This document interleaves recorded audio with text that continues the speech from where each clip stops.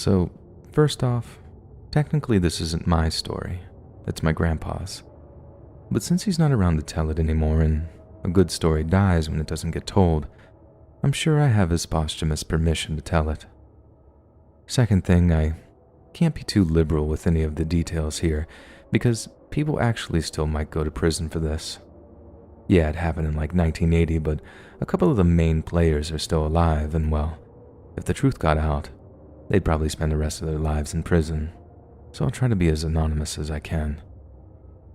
Now, we're a real close-knit community here, and we won't have our elders separated from us during the time they need us the most. That, and if the media got wind of what happened, they'd be all over our little town like flies on a cow turd. So, what happened had remained a closely guarded secret. Until now, when I'm going to share it with all of you. Don't get me wrong, I feel kind of like a snitch writing about it, but also feel like if I don't tell someone that my head will explode. It's just too crazy a story for me not to tell someone. So, we live in a small Navajo Nation town. At a split of about 70-30, it's mostly white European, but there are a fair few of us full-blood Navajo around, and my family is one of them.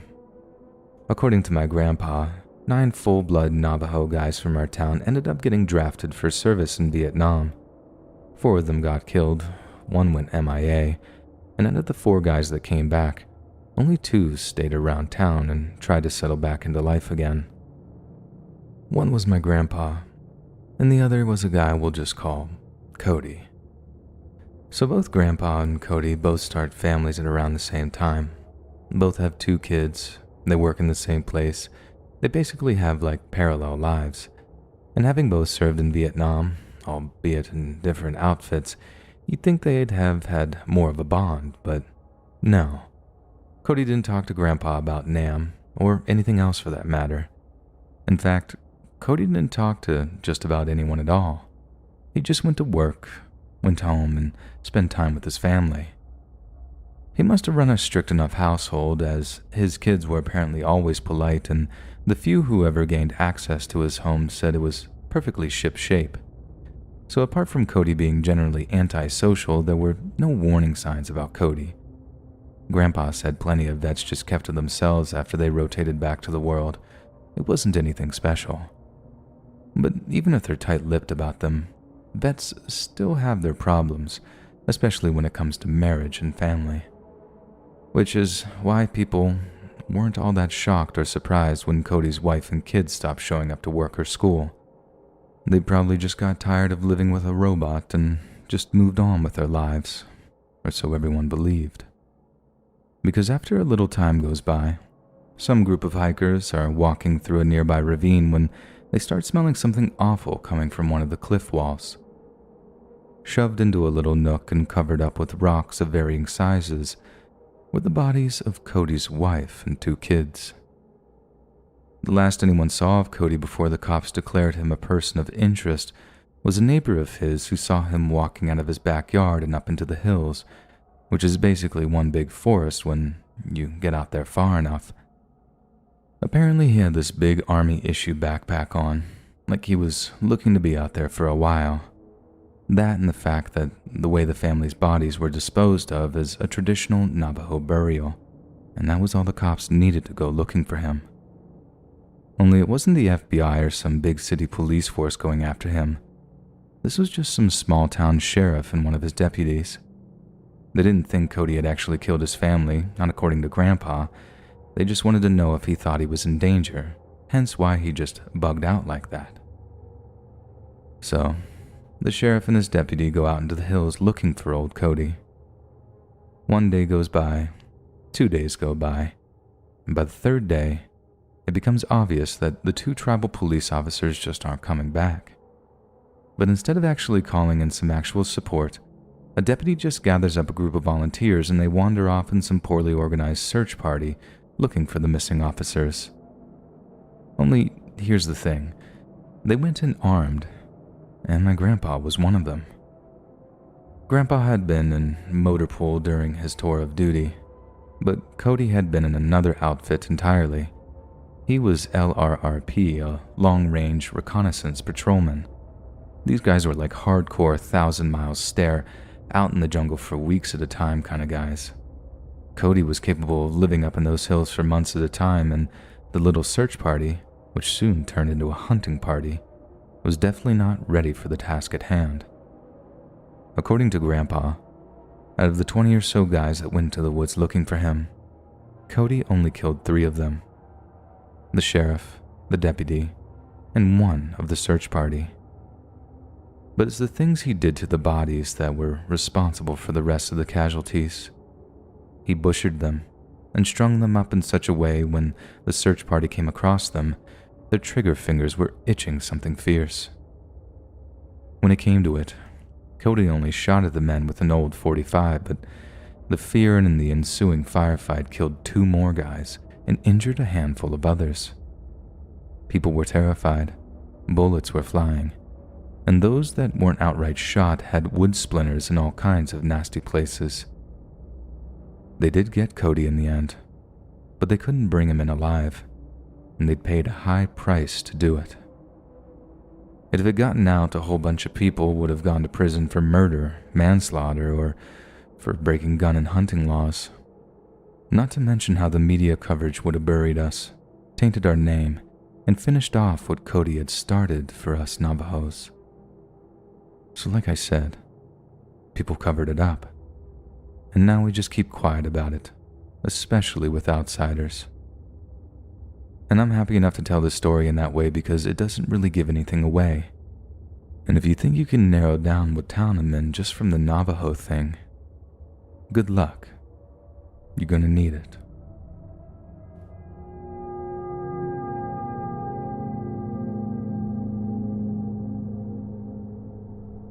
A few years back, I was driving through the Pine Ridge Reservation over in South Dakota. I'm half Sioux myself, and although I don't actually live on the reservation, my commercial freight takes me through Pine Ridge and Rosebud a whole lot. So one night, it's pretty late, and I just passed through a small town called Ogala on the way to Pine Ridge. I've been holding in my bladder since Ulrich's, telling myself I could hold it until I got to Pine Ridge and the gas station I'd usually stop at when everywhere else was closed. But nope, all of a sudden my bladder starts hollering at me, and I'm at that age where I can't really be rolling the dice on those sorts of things anymore. So I do what anyone else would have done and pull over to answer nature's call. Now, I'm on a stretch of dark road, and I just so happen to pull over the only stretch that's flanked by trees on both sides of the road. I'm about to pee my pants, but the last thing I want to do is cause an accident, so I flick on my hazard lights just to let people know I'm there, and then hop out of my truck to do my business. Right as I finish up, and I'm about to turn back towards the truck, I hear something moving through the trees to the left of me. Then, right before my eyes, the shadow emerges from the tree line. The hazard lights are only partially illuminating him, so I can't see his face or make out much detail about him. But there is one thing that I can see, thanks to the sliver of light flashing off of it, and that's the big old butcher knife in the man's grip. I shift a little in place to face him, and he hears this and turns to face me. I'm slowly backing up, telling the guy to take it easy, and the whole time I'm hoping he's not just about to rush me, but boy am I expecting it. When I finally spoke, it wasn't in the least bit reassuring. "I'm going to need you to call the cops," he says, and a combination of context and fear has me thinking, it's for me, isn't it? He's telling me that I need to call the cops to protect myself from him. Now, I'm already searching for something, but it's not my phone. It's the gun in my glove box back in the truck. I'm slowly but surely edging towards the cab, whilst also saying, "Sure, buddy. I'll call the cops for you. Just take it easy with that knife, okay? I just gotta go back and get my phone from my truck, and I'll call the cops for you." Keeping in mind to say the cell service is patchy out there would be an understatement. I guess it's improved in the time since this whole incident happened, but at the time, I'd have no more relied on a cell phone on those roads than I'd rely on a chocolate coffee pot But I most definitely could rely on that 38 special, and that's all that was on my mind. I get this brief moment of relief when I'm able to get the gun out of the glove box, all without the guy seeing. Or maybe he did, and he just didn't react, because I show him my phone before asking why he needs me to call the cops. If he said anything remotely creepy, I was ready to put every bullet into him at that roadside, knowing not a jury in the land would convict me given the circumstances. But his answer wasn't creepy. Harrowing, sure, but not creepy. And when I heard it, I put the gun back in the glove box and got out of my truck again. He told me he'd gone into the woods, intending to cut his own throat with the knife. But when he got there, and actually went to go through with it, he couldn't do it. He said all he could picture was his young daughter hearing the news that he'd died and how he couldn't do that to her. Then he just broke down. I didn't know what else to do, so I got him my whiskey flask and gave him an awkward, masculine there. When he calmed down a little, I told him if he tossed the knife, I'd drive him into Pine Ridge to the hospital there, so he could maybe check himself in, get some help or whatever. Initially, he just refused, and what I said next almost didn't come out, because I was still worried he might just start stabbing me. But I felt the fear and said it anyways. Do it for your daughter, man. Do it for her. At that, he tosses the knife into the woods and walks around to the passenger side of my truck. After I dropped him off at the hospital, all I knew about the guy was his name was Jacob. So it wasn't like I could just go look him up or whatever, which sucks because I would have liked to have seen him again, just to see how he's doing. But no, that's not how life works, is it? You just don't get the storybook endings you want all the time, and sometimes you're just left to hope and wonder. I hope Jacob is okay, but sometimes, in the darker moments, I wonder if he finally found the courage, or the despair, to go through with it.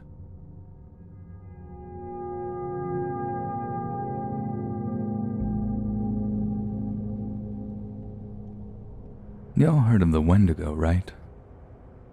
I grew up on the Isabella indigenous reservation in central Michigan, tribal land of the Saginaw Chippewa Nation, so trust me when I say I've heard plenty of Wendigo-based campfire stories in my time. For those that don't know, a Wendigo is basically like an evil spirit, although I see them depicted these days as being like humanoids with deer skull heads and antlers. That's not exactly how they're described in Native American legend, and people get it twisted and think you'd turn into a Wendigo if you eat human flesh. That's not quite how it works either, and the real legend is much worse, I assure you.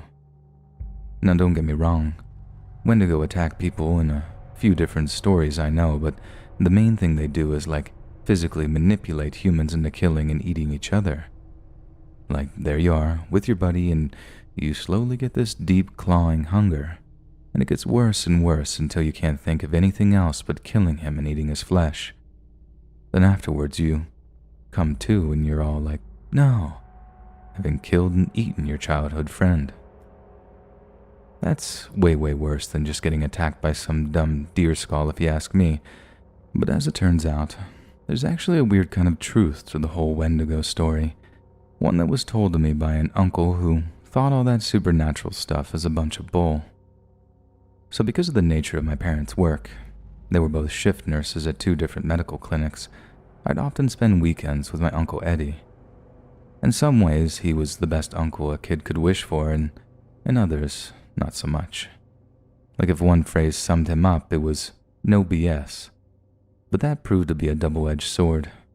A perfect example would be how he'd let me have 1 beer during dinner once I turned 17, on the condition that I didn't ever tell my parents. But then, the time I tried to crash at his place when I was 19 and blasted, he kicked my butt and called my mom first thing in the morning. I mean, I know it was tough love, I get it, but I was grounded for a month, and I was not his biggest fan around then. Anyway, me and Uncle Ed are sitting out on his porch, talking about this and that when somehow the subject of Wendigos comes up. Ed would normally roll his eyes and nod whenever Saginaw myth and legend came up, and to be fair, he was the same with Christianity and all other religions. Pie-in-the-sky stuff, he called it. But then for some reason I mentioned Wendigos and he just sort of tuts and shakes his head. He starts telling me how some myths and stories and legends or whatever are frightening because there's this kernel of truth to them. Some things are just made up to teach a lesson, while others are true stories with the fabrications being just muscle on a very real skeleton. I ask him what he means by that, and that's when Uncle Ed turns to me with this deadly serious look and was like, "Wendigos are real, kid. There's a science behind it." Obviously, my jaw is just on the floor at this point. Here's no BS Uncle Ed telling me that Wendigos are real, so I'm very, very much inclined to believe him. I figured there's some twist coming though, because there's no way Ed was about to tell me that evil cannibalistic spirits were real, and boy was I right. So, Uncle Ed tells me that a lot of the reports of cannibalism among Native Americans are just ridiculous BS. The only ritualistic consumption of human remains occurred with certain southwestern tribes who used to drink the ashes of their dead. And despite being a little weird, there's no danger of getting sick from drinking a little ash. But that doesn't mean that there were zero incidents of eating human flesh by Native Americans. And evidently the Wendigo myth is partially a cautionary tale against doing so. My uncle says that it all stems from a particular disease you get as a result of eating human flesh, a disease that's called kuru in some areas of Southeast Asia. Basically, there's a special kind of protein in human bodies, and if other humans ingest it, it can really mess them up. But it's the symptoms of this kuru thing, and that's where the Wendigo stories come from, and they come in 3 distinct stages. The first kind of make the cannibal look like they're drunk. They can't walk straight or talk right, and they tend to sway back and forth on the spot. And the second stage is where people must have gotten the idea of a monster from, because this involves some pretty serious mood swings and outbursts of involuntary laughter. Seriously, imagine that. One minute a person is all sad and depressed, the next they're angry at you for no reason while they're laughing their butts off. Kind of reminds me of that Joker movie, you know? Laughing even though you don't feel like laughing. But there's a third and final stage that I think is the basis for some of the Wendigo imagery. The condition gets so bad that after a certain amount of time being infected, the person can't actually move properly anymore. I mean, they can drag themselves around, but not for long. And it's around that time that they also lose the ability to swallow anything other than water. So, no feeding yourself, no moving around. You're basically a skeleton within a few weeks, a living skeleton that can only groan and maybe even lash out in confusion at those that try and help you. All of a sudden, the connection between starvation and cannibalism and the imagery and the lore of the Wendigo becomes pretty clear to me. People just build up a myth around the idea, and over time, the raw truth behind the monster became lost among legend. I remember just sitting there kinda dumbstruck, thinking like, if that's true, if Wendigos are true, what else is real? Thankfully, Ed didn't have any other stories about how vampires or werewolves were real, but did say he suspected, just like the Wendigo, there was a horrifying tidbit of truth to most other seemingly fictional monsters, and it was just a case of using science, history, and basic logic to figure out what those things might have been. But honestly, I don't know if I want to figure them out. The world would seem far too scary if I somehow found out that all the monsters in it were somehow real.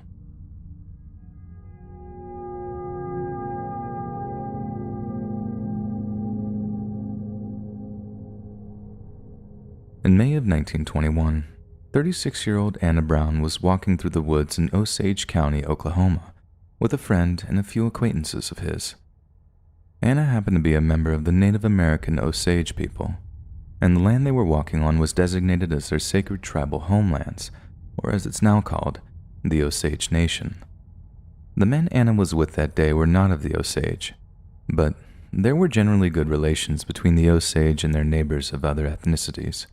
Intermarriage, commerce, and other forms of socializing were common between the Osage and those who had come from other continents in years gone by.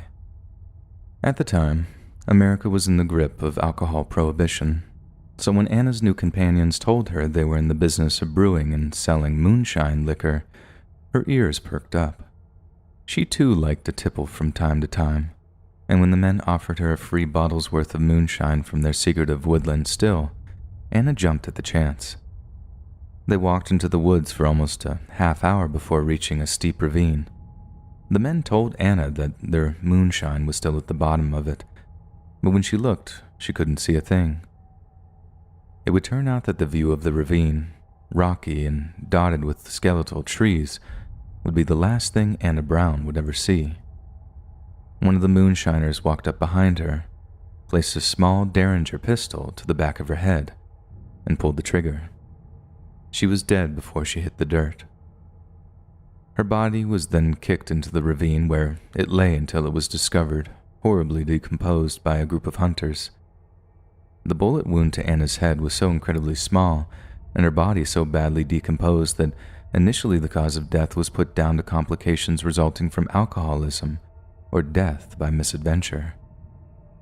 It was only much later that the bullet wound was found, and what at first had been put down to a simple accident turned out to be just the first of many deaths that mark something much more sinister. It was the beginning of what became known as the Bloodland Murders. In October of 1897, 24 years before Anna Brown's murder, the Phoenix Oil Company were drilling a series of oil wells in the Osage Reservation. Prospectors had determined that there was a huge reservoir of crude oil underneath the land, and it was just a matter of finding the right spot to drill. It took the oil workers months to do so, but by October, they managed to drill their first successful oil well in Oklahoma Territory at a place called Butler Creek. Then, in 1901, the Phoenix Oil Company absorbed its competition, becoming powerful enough to lobby the Bureau of Indian Affairs into subleasing the eastern part of the Osage Reservation to them until 1916.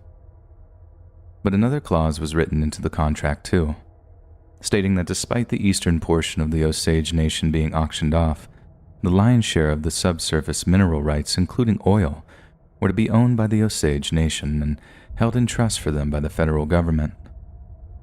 The history of the United States government's dealing with the Native American peoples is objectively one punctuated by betrayal, pain, and death. But the Osage mineral rights decision seems to be a relatively rare example of the U.S. government conducting themselves in an honorable and benevolent manner. So much so that by the early 1920s, the Osage Nation were receiving incredibly lucrative revenues and royalties from crude oil sales, making them some of the richest people in the entire United States. Look at it this way. By the time royalties peaked in 1925, a family of 4 who were all on the royalty allotment roll earned $52,800 a year, which is just under $600,000 a year in today's economy. Think of it like a miniature Saudi Arabia. Families stricken by historical poverty are suddenly flush with cash, so much that they had no idea what to do with it. But the wave of wealth that swept over the Osage Reservation did not go unnoticed by those of European and other non-native heritage. And what in the past had been a rather cordial relationship with the indigenous people turned sour, with greed and jealousy replacing peace and harmony. As it turned out, Anna Brown was one of those in receipt of royalties. Since she was a divorcee, Anna's probate awarded her estate to her mother, Lizzie Kyle, who had inherited the head rights for her late husband and 2 daughters, and was collecting thousands of dollars a month in royalties. Next in line to inherit Anna's royalties was Anna Brown's cousin Charles Whitehorn. But Charles hadn't shown up to Anna's funeral a few days after her death, and when his kinsfolk went looking for him, they found something horrifying. Charles had been shot in the head, much in the same way that Anna had, and doctors put his date of death around the same day Anna was killed. Then, just 2 months later, a friend visiting Lizzie Kyle's home found the place to be eerily quiet. When they entered her home, the smell of death greeted them, with Lizzie's moldering corpse showing distinct signs of foul play. The Kyles and their extended family were dropping like flies, and with all the royalties and rights changing hands, it didn't take a genius to work out why. For a time, the violence in the Osage Reservation ceased almost entirely, but the investigations into the 3 murders already committed were floundering. Although the motivations for the murders was all but clear, the sheer number of suspects and those potentially motivated by greed was astronomical. By 1923, it was obvious to all who bore witness that non-Osage Oklahomans were slowly trying to encroach on the mineral rights of the indigenous people, and it seemed that some people were more than willing to resort to violence to get their hands on the proverbial pot of gold. With Lizzie Kyle dead, the sole recipient of the family's oil royalties went to a man named Henry Roan Horse, another cousin of Anna Brown's who suddenly found himself rich as Croesus upon his aunt's death. By all accounts, Henry was well aware of the threat to his life, and the fact that that threat came from shadowy, faceless forces made it all the more terrifying. Friends said he became incredibly skittish, eschewing most social interaction in favor of holding up in his home with a shotgun close at hand. He also took to conducting most of his business after sundown, citing the darkness that shrouded him from those who wished to do him harm. But this same shroud of darkness would in turn provide concealment for his assassins, and when Henry failed to return home after running some routine errands on the night of February 5th, 1923, his family feared the worst. The following morning, a neighbor was driving down an old dirt road near Henry's home when he spotted a banged-up Model T that had run off the road and crashed into a tree. On inspection, he found it was Henry's car, and sitting in the driver's seat with a bullet hole in his forehead was Henry Roan Horse. Once again, although the motive for the murders was slowly becoming clear, authorities were at a loss to who the killers might have been. Yet it was during their investigations that they discovered that Henry Roan Horse had owed a whopping $1,200 to a county cattleman by the name of William Hale. It might have been purely coincidental, but given the police had no other line of inquiry, they decided to pursue the Hale connection. Lo and behold, they make another significant discovery that Henry Roan Horse's $25,000 life insurance policy had been changed less than a year prior, making the sole beneficiary of the policy none other than William Hale. It still wasn't entirely clear what was going on in the Osage Reservation, but it was clear that Hale was inextricably involved. The police urgently shared the information with the Osage Tribal Council, who attempted to aid them in questioning the people of Pawhuska, the largest town in the county. The citizens were generally cooperative, but whenever the subject of William Hale came up, the cops were met with a wall of silence, time and time again.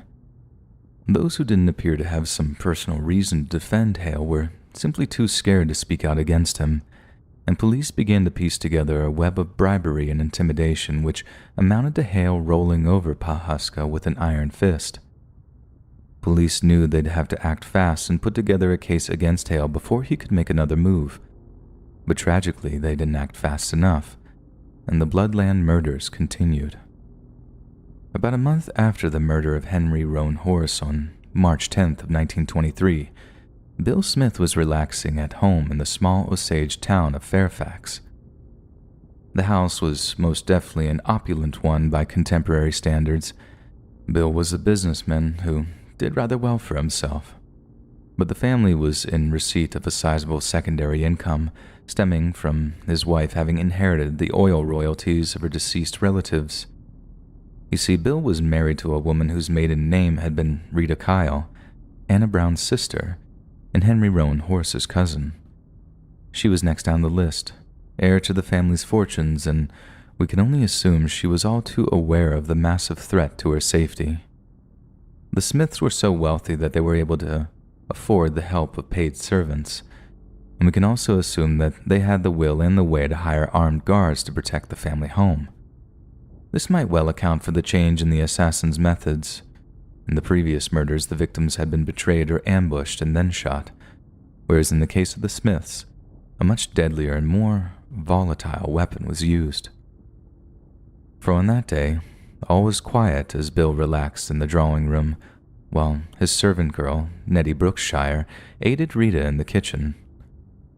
Suddenly, the entire floor seemed to rise up around them. Fire and flame licked their faces, then everything went black. Moments later, Bill Smith awoke among the rubble of his home, coughing and spluttering, his body almost torn apart by shrapnel and falling debris. He had just survived a bomb attack on his family home, an attack that had killed Rita and Nettie instantly. Investigators determined the device was made up of around 5 U.S. gallons, that's 19 liters of nitroglycerin. A bomb that size could have leveled a structure 3 or 4 times the size of the Smith family home. Whoever had planted it wanted them dead, but they obviously wanted to send a message too. As he lay in his hospital bed, slowly dying as a result of his wounds, Bill Smith gave a statement implicating the men he believed to be behind the bombing attack. Unsurprisingly, the name William Hale came up, along with several of his close henchmen. Just 4 days later, Bill passed away from his wounds. He was the latest victim of the Bloodland murders, but he most certainly wouldn't be the last. It seemed word had gotten back to Hale and his shadowy associates that cops were sniffing around his businesses, and from what followed, we can only conclude that he wished to accelerate his nefarious schemes before he could be arrested and charged. On June 28, 1923, William Hale and an associate of his helped an Osage man named George Bigheart onto a train bound for Oklahoma City. Bigheart had purchased some counterfeit liquor from Hale's associates the night before, and after drinking his fill and passing out, woke up feeling like death. He complained to Hale, who apparently sent him on his way to an OC hospital after promising to pay his medical bills. Indeed, on his arrival at a hospital, doctors told George Bigheart that he appeared to have ingested bad alcohol, but it appears that Bigheart had his own suspicions. He asked the doctor if it was possible that the whiskey had been poisoned, and in light of Hale's associate being an experienced moonshiner, he would have had to have been very unlucky to have been given the one rare batch of bad alcohol produced. But Bigheart knew more than just bad luck was at play. After all, he too was in receipt of mineral royalties, and he was worried the open suspicion around Hale made him a target of the cattle baron's increasing paranoia. Whilst at the hospital, Bigheart requested the services of renowned Pawhuska attorney W. W. Vaughn. Vaughn accepted Bigheart's request, and the two men met that night to discuss William Hale's involvement in the murders, not simply as the mastermind either, but as a front for a large and shadowy network of greedy corporate usurpers. Yet Bigheart's words were not just wild claims, and he claimed to know where and how to access incriminating documentation. W. W. Vaughn hurried back to his offices, and there's evidence that he boarded a night train back to Pawhuska that very same evening. But the following morning, when the night porter came to wake Vaughn from his berth, he discovered the attorney was nowhere to be found, and that the berth had not been used at all. To those expecting him in Pawhuska, it appeared that W. W. Vaughn had never boarded the train in the first place. In reality, his lifeless body was lying by railroad tracks near Pershing, Oklahoma, just 5 miles south of Pawhuska. His skull had been crushed by repeated blows from a blunt object, and round about the time his corpse was discovered, George Bigheart died as a result of the counterfeit liquor he'd ingested, liquor that we can safely assume was poisoned. Over the next few months, 13 other full-blooded Osage men and women turned up dead around the Osage Reservation. All were either in direct receipt of oil royalties or were the guardians of those too young or infirm to properly manage their finances. And to the horror of the entire county, the bodies just kept piling up. By 1925, a grand total of 60 wealthy Osage had died in suspicious or outright murderous circumstances, and it wasn't by happenstance that the inheritors of their wealth were their local lawyers and businessmen, marshaled by the bloodthirsty kingpin himself, William Hale. A spattering of murders had turned into an outright slaughter, a privately funded genocide intended to rob Native Americans of their birthright wealth. And what was worse, those at the helm wielded power and influence that rivaled the local government and police, so going after them on a purely local level would be near impossible. But enough was enough, and in 1925, Osage tribal elders met with local law enforcement to discuss reaching out to the Bureau of Investigation, which would later be renamed the FBI. After only a preliminary investigation, Bureau of Investigation agents heard that some anonymous syndicate was offering a bounty of any member of the Osage Nation in receipt of mineral royalties. This no doubt accounted for the sharp rise in murders during the period of 1923 to 1925. In light of uncovering such a vast conspiracy of murder, tantamount to genocide, the BOI sent in some of the best agents available to them, and it's worth noting that this crack investigative team included some rather interesting characters.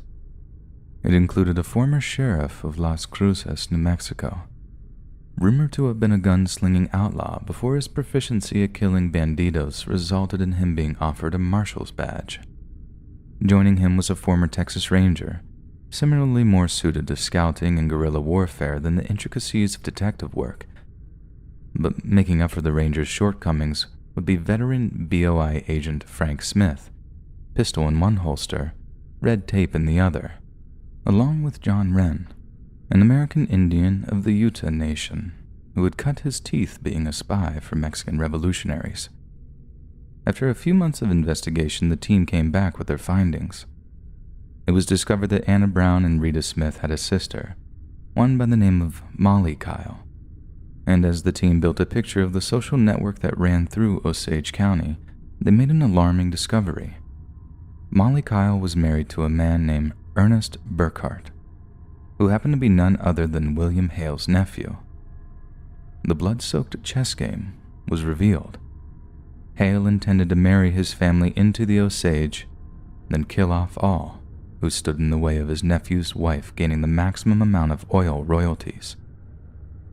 Only a handful of Molly's relatives remained, and the threat to their lives was massive. As a result, the BOI swept in, arresting Hale, his nephews, and one of the ranch hands they hired, charging all of them with the murder of Molly Kyle's family. They were also formally charged with the murder of Henry Roan Horse, and since he'd been killed on the Osage Reservation land, it allowed prosecutors to bring the full weight of the federal government down on the man who called himself the King of the Osage Hills. Yet despite the apparently airtight case against Hale and his henchmen, attempts to condemn them to prison floundered time and time again. 2 of the henchmen died before BOI investigation was completed, thus escaping justice. And in spite of Hale and his associates being convicted in state and federal trials from 1926 to 1929, federal prosecutors were plagued by changes of venue, hung juries, appeals, and overturned verdicts.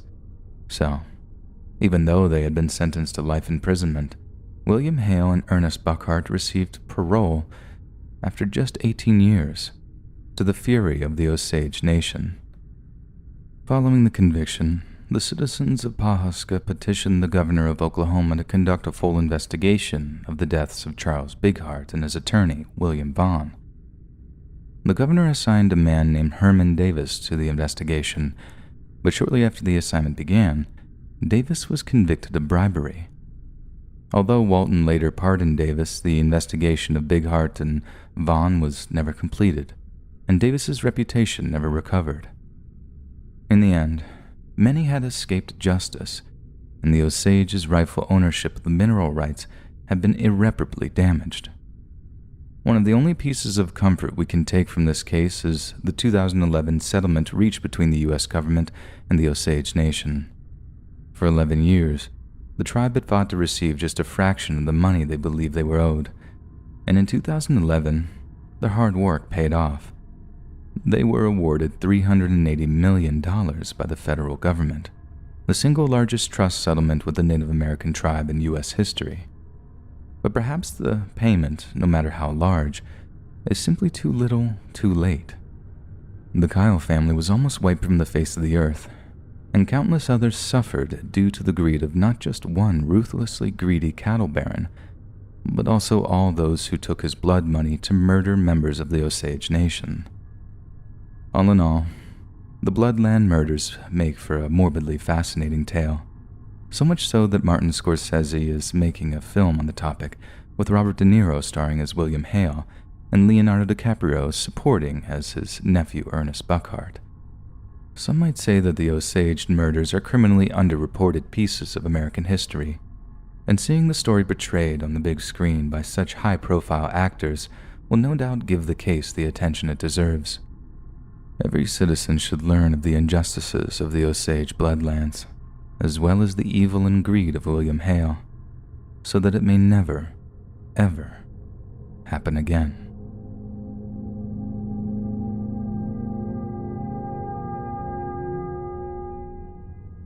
My name's Brian. I'm 20 years old from the UK, and I've been into hiking and backpacking and camping for as long as I can remember. But as much as the UK has some great places to go trekking, my most memorable trip by far was one to the North Carolina section of the Appalachian Trail. That thing is like the mother of all trails. It just goes on and on and on. In fact, I'm pretty sure you could walk up and down the UK like 4 times and you still not walk the equivalent of the Appalachian Trail. I'm not going to lie and tell you I walked the entire thing. In fact, I don't even think I walked half of it. But the section I did trek through was around the western portion of North Carolina. It made for some great hiking, mainly because one of the guys we were with knew that section of the trail like the back of his hand. I think maybe he'd grown up around there, or maybe he'd mentioned going to college around there, but either way, he happened to mention that we'd be passing a Native American reservation. Hearing this, my ears prick up. I ask him which one it is and how far. The moment he said the word Cherokee, my heart just about skipped a beat. You see, when I was a kid, I was obsessed with the Native Americans. Every Sunday, my mom and dad would take me and my sister round to our granddad's house, and every Sunday, me and him would sit down and watch an old Clint Eastwood Western film.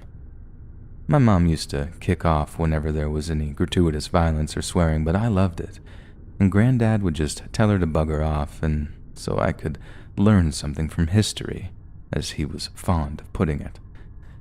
My little sister wanted to be a cowgirl, and I think that might have played a part in her working with horses in her adult life. But me, I wanted to be an Apache brave, whooping out my war cry as I bore down on the European invaders. Granddad used to playfully tell me off for sticking up for the baddies, but I think deep down, he understood the attraction. The Native Americans were the underdogs, portrayed quite cruelly sometimes, but the underdog nonetheless. Of course, you'd get angry if people took your home like that, and it's not an indictment against America or anything, that's just how I saw it as a kid. Even when I was at uni studying history, I picked 3 modules which focused on Native American history or U.S. westward expansion, one of which was all about the Trail of Tears. Those of you that don't know, it was mostly Cherokee that were forced out of their homes and the forced migration known as the Trail of Tears.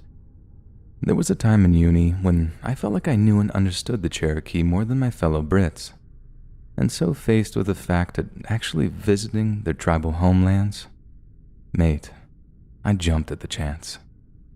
I asked our guide if there would be any issues with us taking a little detour onto the reservation, telling him I was beyond interested in paying it a visit. He told me that reservations are private land, just like anything else, and if we were caught trespassing, then we would be arrested by tribal police. However, he also explained that if we were respectful and maybe even called ahead, we might be able to get ourselves an informal pass to hike through the reservation, and maybe even spend the night there. I did everything just shy of beg him to make that call, and I crossed every finger and toe I had as he managed to get through to the Eastern Band of Cherokee Police Department. I think I'd have crossed my bollocks too, had that been physiologically possible. In the end, it was good news. An Officer Toinita told our guide we were more than welcome to stop by the nearby town. The Eastern Band of Cherokee are apparently very welcoming to tourists, and there's even a little museum they have where visitors can learn a bit of Cherokee history. As for roaming the hills east of town, as long as we didn't tread on anyone's metaphorical toes, she didn't think there'd be any problems. So since we were all seasoned hikers in our 30s and therefore very unlikely to tread on anyone's metaphorical toes, it was game on. We were headed down into the Eastern Cherokee Reservation. Although the scenery wasn't all that different from that of surrounding Appalachia, stepping foot onto a bona fide Native American reservation was like a dream come true for me. I mean, I wasn't too elated about it, as obviously I was reminded of some pretty sad periods of history. But finally being somewhere I'd spent so long reading about was most definitely a weighty experience. We passed a few Cherokee churches on our way south, then found ourselves a decent place to camp since evening was drawing in. After we'd all eaten, our ad hoc guide excuses himself for a toilet break, and when he gets back, he makes a rather chilling announcement. Something is definitely watching us. The way he said it was weirdly chill, like it was a minor inconvenience instead of a looming threat. By his account, he didn't quite know what was watching us, only that he'd heard something moving through the trees during his toilet break. Someone asked if he thought it was a person, and he said no, that something on 2 legs sounds different to something on 4. Not that it reassured us any, because the follow-up question was that if that thing might be dangerous. Again, he said he didn't know. To this day, I honestly don't know if this was just a very subtle way of trolling us, because the tension in camp skyrocketed as we all started looking over our shoulders wherever we went. It also kicked off a discussion over whether or not it was a bear, and that it in turn kicked off some intense double bagging of all the food rations we were carrying. But after hiking the hills all day, the adrenaline spike of thinking there might be a bear in the area still wasn't enough to keep us from craving our sleeping bags. And once we had a rudimentary lookout system in place, we all felt comfortable enough to get some rest. Then, in the middle of the night, I wake up with a bladder fit to burst, so I clamber out of my sleeping bag, shove my boots on, and then head out into the darkness with my head torch on the lowest setting. I head over to the guy who's on lookout for their assigned hour, asking him in the lowest voice possible if he'd seen or heard anything sneaking around out there. He tells me no, and I'm dancing off through the trees, trying to keep from wetting myself as soon as the word left his mouth. I didn't even go that far away from the camp before I pulled the John Thomas out and began to relieve myself. Any further and it would have gotten a little touch and go.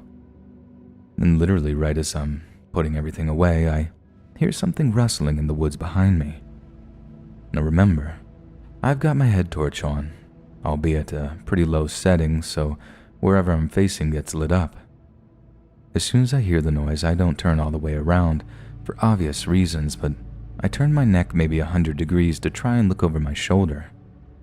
I can't see exactly what was behind me, but the ambient light of my head torch was enough to light up the thing's eyes. It's actually kind of tough to describe the pure hit of fear I felt, seeing a literal set of glowing eyes staring at me in the midst of almost complete darkness. And sure, glowing eyes are the stuff of nightmares on the best of occasions, but it was where exactly the eyes were that was so completely and utterly terrifying. I'm about 5'11" on a good day, and these eyes were higher up than my line of vision. If I had to hazard a guess, it seemed like the glowing eyes belonged to a creature maybe 8 or 9 feet tall. Again, I'm not sure words can even broach the crushing terror I felt when all this registered in my head. Like in the microseconds that followed seeing the eyes, the rational side of my brain is like, sorry mate, we've absolutely no rational explanations for this one. While the irrational side of my brain is like, you're about to get ripped apart by Bigfoot. I still need to actually turn around to see what it is, but at the same time, the last thing I want to do is turn around and actually lay eyes on the 9-foot tall monster behind me. So, there were these few horrible seconds when I was just completely frozen with fear. Finally, I spin around, not even half ready to take on whatever ginormous beast is waiting patiently to attack. The spin is accompanied by this weird yelp, a noise I've never made before or since. It was a mix between just get it over with and please don't kill me. I'm silently prepared to face something less than natural, at least something that's going to tear me limb from limb while I scream for the assistance of my hiking buddies. But nothing could have prepared me for what I was about to see. Because when I spin around, the first thing I can see is this tough, stony skin. It looked like pure rock, like the thing's skin itself was made of stone, which I suppose is why it made so much sense when I realized I was looking at a large boulder set into the hillside. Atop this boulder, the thing with the glowing yellow eyes was nothing more than a mountain goat. That thing was twice as scared of me as I was it, and as it scampered off through the trees, bleeding as it went, I found myself breaking out into this kind of manic laughter as the result of the tsunami of tension suddenly broke. I'd literally never been so scared in my life. I thought I was about to die in the worst bizarrely supernatural manner possible, and it was all because of a bloody mountain goat deciding to stand on a rock whilst watching me have a wee. My hiking buddies were freaking out at first because I was beyond hysterical, and I just couldn't get any words out to explain what had happened.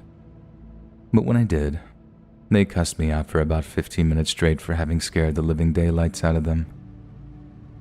I get that some of you are going to find this ending somewhat underwhelming, and as much as I'm sorry that I couldn't have ended this like, yeah, it was Bigfoot and now I'm a spooky ghost, those things just don't happen, do they? But I'm telling you now, there hasn't been a single moment on any of my hiking trips that managed to top that moment in terms of raw fear. Yeah, there have been some sketchy moments on some steep slopes, but I count being startled, unnerved, or anxious as different emotions or feelings than actual pant-wetting fear. And my advice to hikers everywhere remains the same. Don't panic. There's always a logical explanation for things, even if they do seem absolutely petrifyingly scary. Hey friends, thanks for listening. Click that notification bell to be alerted of all future narrations. I release new videos every Monday, Wednesday, and Friday at 7 p.m. Eastern Standard Time. And if you got a story, be sure to submit them to my subreddit, r/letsreadofficial, and maybe even hear your story featured on the next video. And if you want to support me even more, grab early access to all future narrations for just $1 a month on Patreon, and maybe even pick up some Let's Read merch on Spreadshirt. And check out the Let's Read podcast, where you can hear all of these stories in long compilation form and save huge on data, located anywhere you listen to podcasts. All links down below. Thanks so much, friends, and I'll see you again soon.